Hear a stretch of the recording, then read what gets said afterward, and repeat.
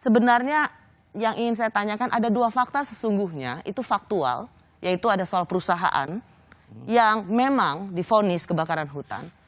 Lalu kemudian ada petinggi atau mantan petinggi dari perusahaan itu, sudah mantan, yang anaknya berbisnis dengan Gibran dan Kaesang. Ini dua-duanya fakta, tapi di mana kaitan korupsinya?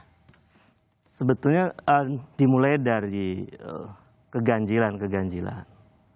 Juga dimulai dari pertanyaan publik yang luas. Dan dimulai dari kegelisahan saya secara pribadi tentang buruknya indeks persepsi korupsi Indonesia yang skornya 37. Oke. Lalu juga kita tentu saja melalui riset ya, Mbak Rosi, bahwa ada banyak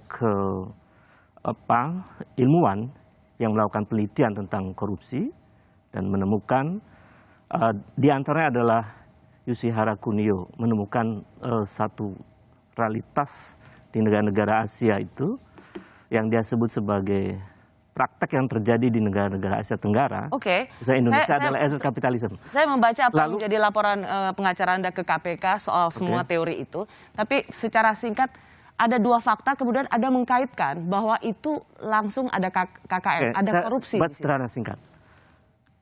Di bulan November ada pertanyaan publik tentang Kaesang membeli saham di Bursa Efek 92 miliar. Saham yang dibeli 188 juta lembar. Publik bertanya, karena Kaesang anak presiden. Lalu apa yang salah di situ? Bisnis startup adalah sekarang bisnis yang memang sangat tren. Ini bukan salah dan benar. Itu dilihat dari evaluasi publik, sebuah aset perusahaannya. Pertanyaan publik tentang anak presiden membeli saham di Bursa Efek dan dilihat oleh seluruh Indonesia dengan cukup fantastis. Di atas nama perusahaan HBK. HBK ini adalah bagian dari perusahaan WMD. Mayoritas pemilik saham HBK 99,9% adalah milik PT WMD. PT WMD ini pemiliknya ada Kaesang, pemilik saham ya. Kemudian ada Gibran, ada AP.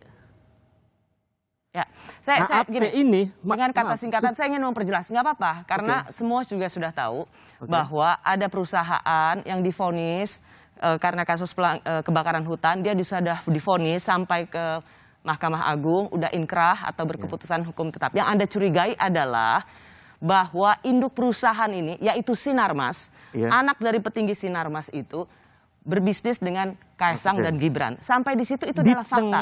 Tapi pertanyaannya Bung Ubed adalah, kalau Anda bisa memberikan bukti bahwa Hakim Agung yang menurunkan gugatan atas kasus pembakaran hutan itu ada dalam bisnis startup, kita percaya. Tapi ini dua fakta yang Anda berusaha mengkaitkan. Yang ingin saya tanyakan adalah di mana KKN-nya, di mana korupsinya, dan di mana ada pencucian uang dalam kasus. Yang kita ajukan adalah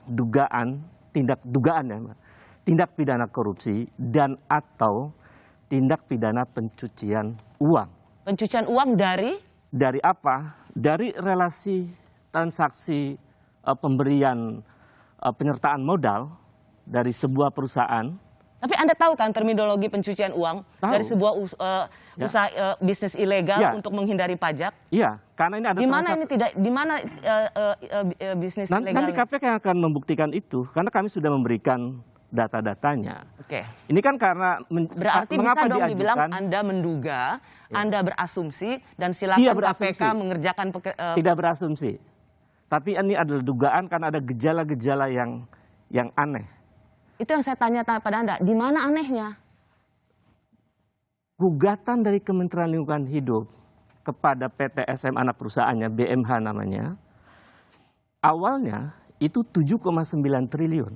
Ya, kemudian berubah menjadi 78 Mahkamah miliar. Agung. Itu hakim Mahkamah Agung yang memutuskan vonis itu. Tidak hanya itu Mbak Rosi, anak perusahaan PT SM ini juga ada namanya PT BLS. Itu berperkara dalam kasus pembakaran hutan juga yang sampai hari ini perkaranya tidak diselesaikan.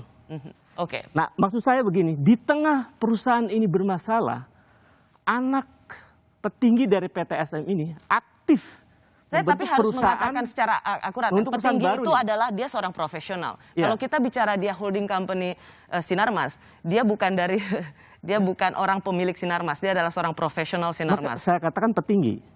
Petinggi itu punya pengaruh.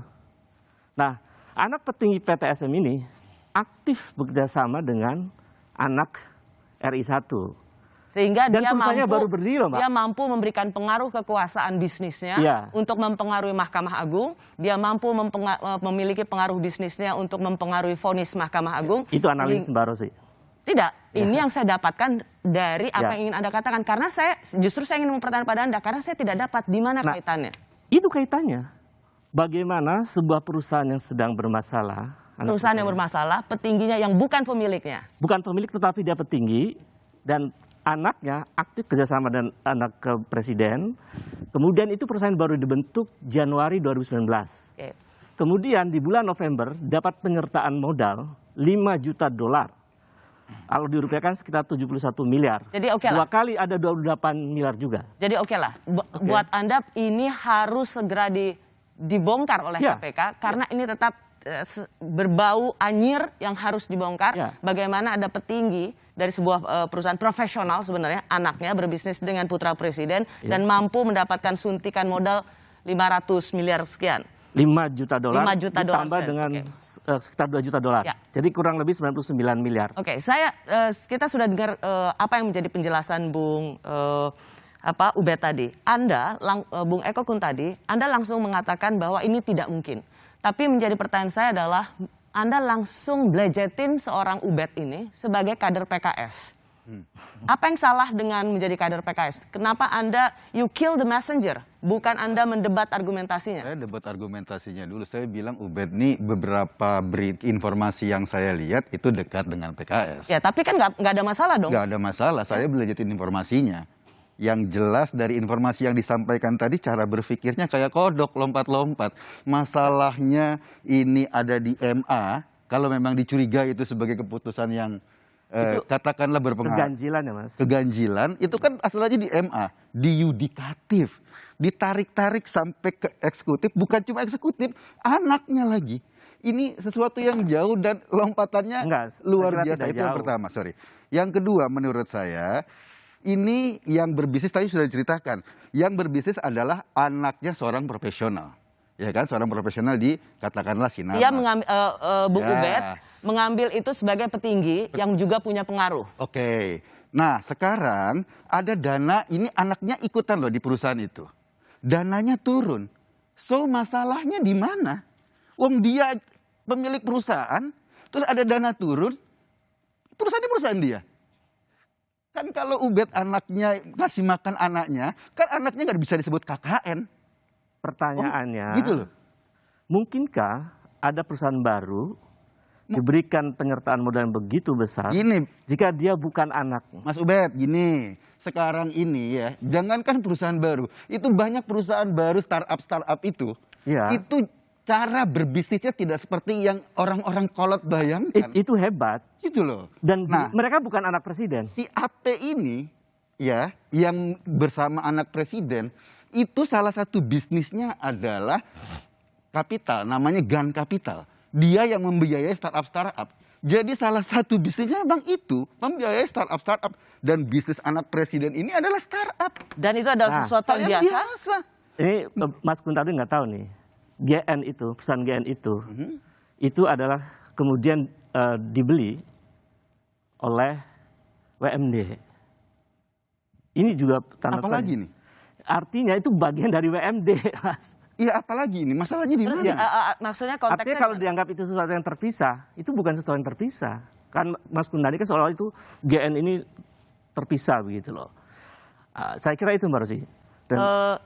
Ya mungkin Bung Ubed, lalu kalau ini KKN, korupsinya di mana, pakai dana APBN-nya di mana, mempengaruhi kekuasaannya di mana, penyalahgunaan kekuasaannya di mana, merugikan keuangan negaranya di mana? Kalau Itu- saya itu saran nanti. sama Ubed, Oke. artinya Itu nanti. yang dituntut itu adalah hakim yang memutuskan kalau Anda ragu tentang keputusan itu. ya, Itu oke. dulu Oke. Anda laporkan ke Oke. KPK. Oke. Ini kok jauh banget gitu loh. Oke, jadi kalau pertanyaan Mbak Rosi itu adalah soal di mana letak korupsinya.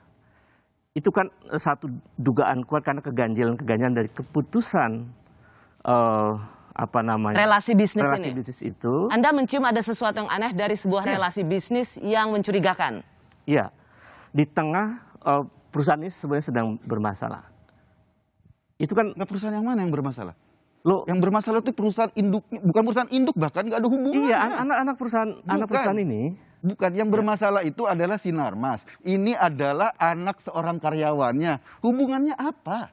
Lah dia ada hubungan dong, nggak mungkin tidak ada hubungan, Mas. Kok nggak mungkin? Ya mungkin kenyataannya begitu. Ya Iya. nggak mungkin siapa? Ya makanya kenapa bilang tidak ada hubungan? Enggak, realitanya nggak ada hubungan. Ini anak di Wait, direksi Mas, ya. dengerin. Ini direksi, ini punya anak. Dengarkan, bagian tidak punya hubungan. Alpha JWC Venture itu memberikan suntikan dana. Nah kalau Itu ada Adventure, hubungannya di situ. Kalau ini adalah modal Ventura, kerjaannya Bang Ubed Iya. emang memberikan suntikan dana di mana-mana. Iya. Bukan Iya, itu sesuatu yang biasa. perusahaan ini memang Persoalannya kerjanya memberi suntikan dana ini di perusahaan mana-mana. baru dan ini adalah anaknya presiden dan itu ada anak petinggi PTSM itu. Ya, Kalau yang dikasihkan suntikan dana Mas Kuntadi, publik nggak mungkin bertanya atau anaknya Mbak Rosi misalnya Loh, terus atau apa saya kan salahnya? Gini- karena ini anak pejabat publik, jadi Mas. menurut Anda, anak seorang pejabat publik kalau diberikan suntikan dana karena dia bangun perusahaan itu sama dengan korup. Oh tidak, Nah, itu yang Anda lakukan. itu kita ada diksi nepotisme di situ, Mas. Apa yang nepotisme? Di dalam TAP MPR nomor 11 tahun 98, negara dan rakyat mengamanahkan kepada presiden untuk menyelenggarakan pemerintahan yang terbebas dari KKN, bukan hanya korupsi.